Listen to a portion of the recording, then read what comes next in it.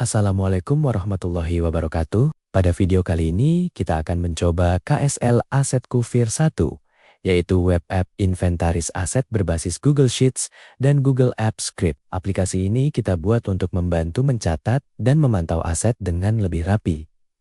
Kita tidak hanya menyimpan nama barang, tetapi juga dapat mengetahui kode aset, kategori, lokasi, penanggung jawab, kondisi, nilai perolehan, hingga riwayat perpindahan dan peminjaman aset.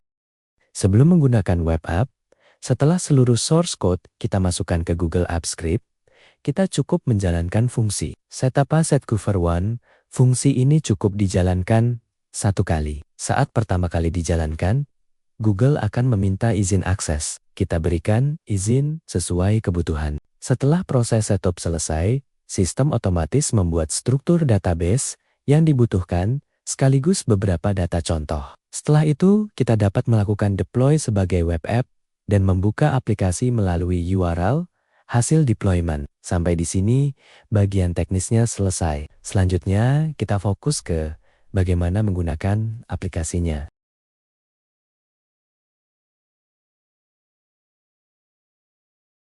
Sekarang kita sudah masuk ke halaman utama KSL Assetku. Pada bagian atas, kita langsung mendapatkan beberapa informasi penting mengenai kondisi inventaris. Kita dapat melihat jumlah seluruh aset yang sudah terdaftar. Kemudian, total nilai aset berdasarkan harga perolehannya. Di sampingnya, terdapat jumlah aset yang masih dalam kondisi baik, aset dengan kondisi rusak ringan, aset dengan kondisi rusak berat, dan jumlah aset yang sedang dipinjam.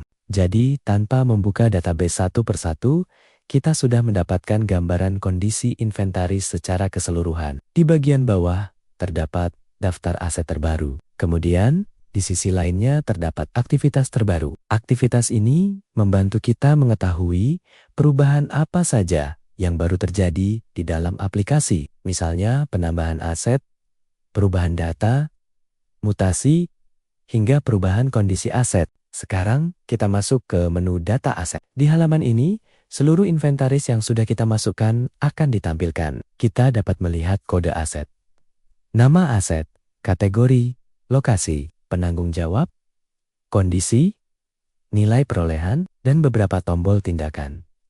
Sebagai contoh, di sini sudah terdapat data laptop Dell Latitude 5420. Kode asetnya dibuat otomatis oleh sistem. Misalnya, AS20260001. Artinya, kita tidak perlu menentukan nomor aset secara manual satu persatu. Jika jumlah aset sudah banyak, kita dapat menggunakan kolom pencarian. Sebagai contoh, kita ketik Dell. Sistem langsung menampilkan aset yang memiliki kata Dell. Kita juga dapat mencari berdasarkan kode aset, nama aset, merek, model, nomor seri, atau nama penanggung jawab. Dengan begitu, pencarian aset tetap mudah, meskipun database nantinya sudah semakin besar. Selain pencarian, tersedia beberapa filter. Kita dapat memilih berdasarkan kategori. Sebagai contoh, kita pilih komputer dan IT. Sekarang hanya aset pada kategori tersebut yang ditampilkan. Kita juga dapat memfilter berdasarkan lokasi. Misalnya, gedung utama, lantai 1, ruang administrasi. Kemudian, kita juga dapat memilih berdasarkan kondisi. Misalnya, hanya menampilkan aset dengan kondisi rusak ringan. Fitur ini akan cukup membantu ketika kita ingin mengetahui aset mana saja yang membutuhkan perhatian.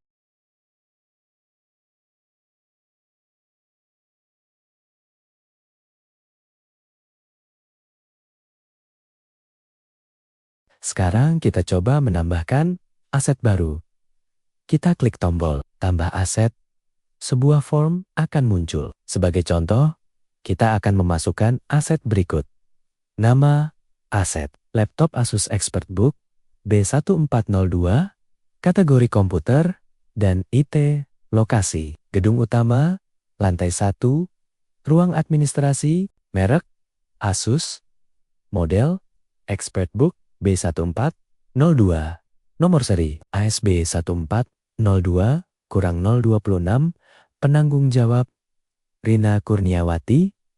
Tahun perolehan ke-2026, tanggal pembelian 10 Agustus tahun 2026, harga perolehan Rp9,75 sumber perolehan, pembelian. Untuk kondisi kita pilih baik, kemudian status, aktif. Kita juga dapat menambahkan URL, foto apabila tersedia. Dan pada bagian catatan, kita tuliskan laptop operasional bagian keuangan. Setelah semua data selesai, kita klik simpan aset. Sebelum data banner-banner disimpan, aplikasi menampilkan form konfirmasi. Ini sengaja kita gunakan agar pengguna tidak langsung melakukan perubahan penting tanpa memastikan kembali tindakannya. Kita pilih simpan, aset berhasil ditambahkan, dan sistem otomatis memberikan kode aset. Misalnya S2026000005. Sekarang aset tersebut sudah masuk ke dalam database inventaris.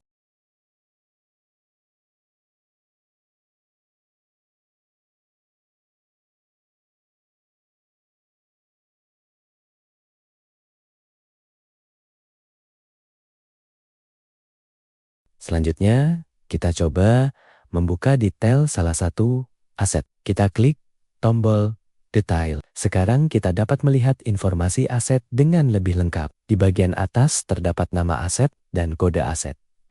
Kemudian kita dapat melihat kategori, lokasi, kondisi, nilai aset, merek, dan model, nomor seri, penanggung jawab, dan status aset. Pada halaman detail ini juga tersedia beberapa tindakan, yaitu pindahkan, pinjamkan, ubah kondisi, dan hapus. Sekarang kita coba memindahkan aset. Misalnya, laptop yang sebelumnya berada di ruang administrasi akan dipindahkan ke ruang manajemen. Kita klik pindahkan. Kemudian pilih lokasi baru. Gedung utama, lantai 2, ruang manajemen, PIC, baru kita isi Dimas Saputra. Tanggal mutasi kita sesuaikan. Kemudian alasan dialihkan untuk kebutuhan operasional manajemen. Setelah itu kita lanjutkan. Sekali lagi aplikasi menampilkan konfirmasi. Kita pilih ya, pindahkan. Sekarang lokasi aset dan penanggung jawabnya sudah berubah. Yang penting, sistem tidak sekadar mengganti lokasi lama. Data perpindahan tersebut juga disimpan sebagai riwayat mutasi. Jadi, apabila suatu saat kita ingin mengetahui aset ini sebelumnya berada di mana, riwayatnya masih dapat ditelusuri.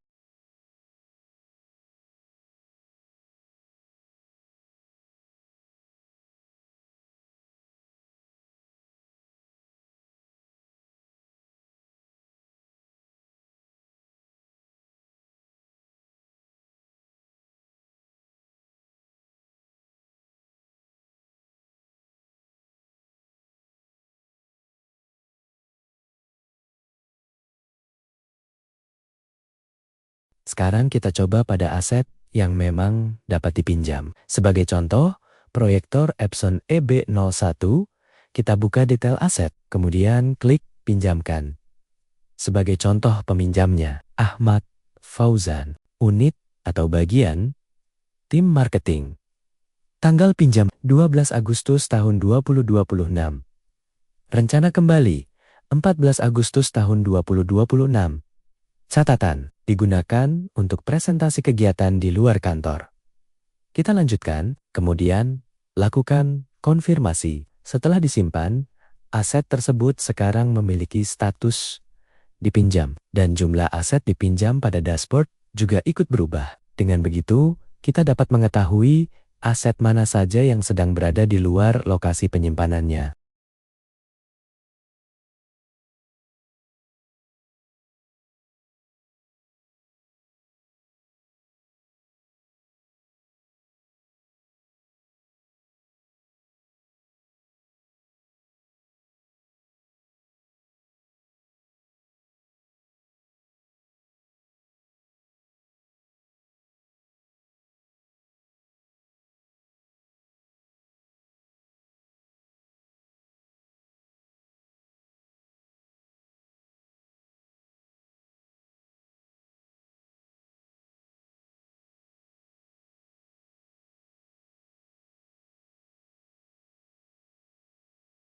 Selanjutnya, kita coba mengubah kondisi sebuah aset. Misalnya kita memiliki printer dengan kondisi rusak ringan. Setelah dilakukan pengecekan dan perbaikan, printer tersebut sudah dapat digunakan kembali.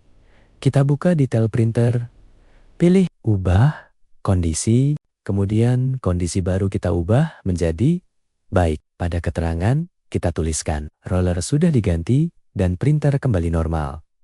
Kita lanjutkan dan simpan. Sekarang kondisi aset berubah menjadi baik, namun kondisi sebelumnya tidak hilang. Pada bagian riwayat kondisi, kita masih dapat melihat bahwa aset sebelumnya pernah mengalami kerusakan ringan. Inilah perbedaan antara sekadar mengedit data dengan melakukan pengelolaan aset. Kita tidak hanya mengetahui kondisi aset hari ini, tetapi juga dapat mengetahui perjalanan kondisinya.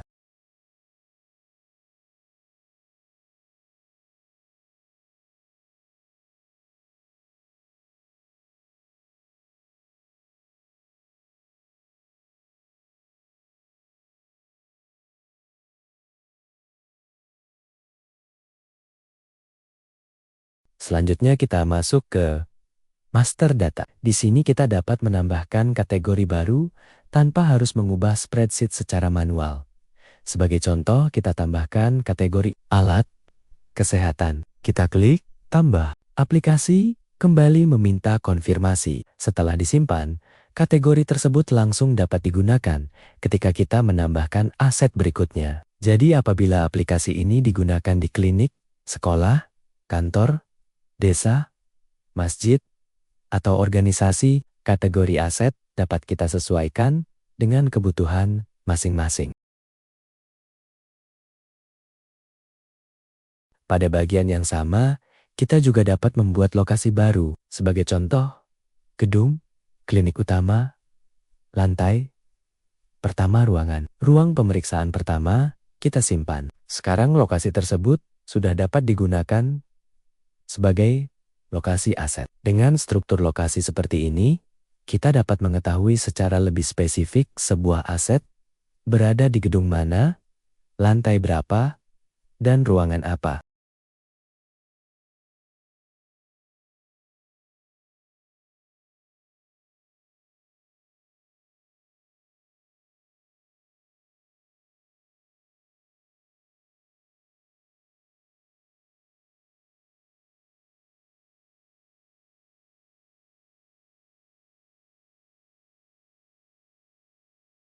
Sekarang kita coba proses penghapusan. Kita buka salah satu aset, kemudian pilih hapus. Aplikasi menampilkan form konfirmasi. Pada bagian alasan kita dapat menuliskan, misalnya, aset sudah tidak digunakan dan diganti dengan unit baru. Kemudian kita konfirmasi. Di sini, aset tidak benar-benar dihapus dari database secara permanen. Sistem hanya menandainya sebagai aset yang sudah tidak aktif. Cara seperti ini lebih aman, karena riwayat aset tidak langsung hilang begitu saja.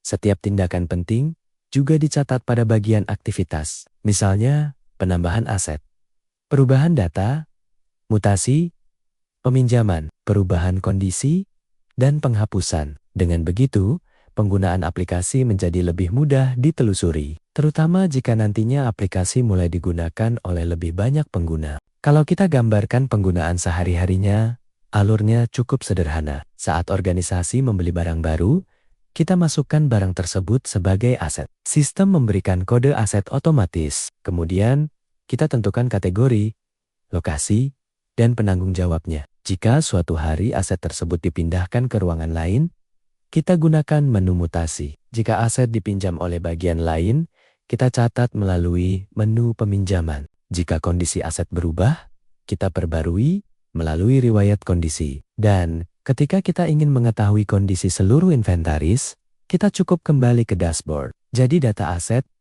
tidak lagi hanya menjadi daftar barang, tetapi menjadi sebuah database yang terus mengikuti perjalanan aset tersebut. Jadi, melalui KSL Asetku VIR1, kita sudah memiliki fondasi untuk mengelola inventaris aset secara lebih terstruktur. Kita dapat mencatat aset, memberikan kode aset otomatis, mengelompokkan berdasarkan kategori, menentukan lokasi hingga tingkat ruangan, menentukan penanggung jawab, mencatat harga perolehan, melakukan pencarian dan filter, melakukan mutasi aset, mencatat peminjaman, mencatat perubahan kondisi, melihat riwayat, dan memantau aktivitas melalui dashboard. Semua data tetap disimpan menggunakan Google Sheets sebagai database, sementara pengelolaannya dilakukan melalui web app yang lebih nyaman digunakan. Pada VIR1 ini, kita memang fokus terlebih dahulu pada fondasi pengelolaan aset. Kedepannya, aplikasi ini masih dapat dikembangkan lagi.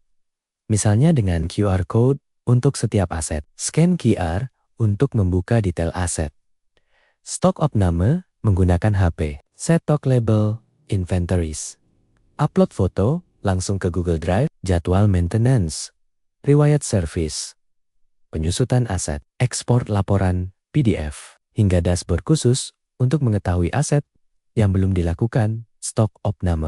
Semoga KSL Asetku VIR1 ini dapat menjadi referensi untuk sekolah, madrasah, kantor, organisasi, desa, masjid, klinik, koperasi, maupun usaha yang membutuhkan sistem inventaris aset sederhana, tetapi tetap rapi dan mudah digunakan. Jika ada fitur yang menurut Monman perlu kita tambahkan pada versi berikutnya, silakan tuliskan di kolom komentar. Siapa tahu, dari kebutuhan sederhana tersebut, kita mendapatkan ide untuk pengembangan KSL Asetku berikutnya. Wassalamualaikum warahmatullahi wabarakatuh.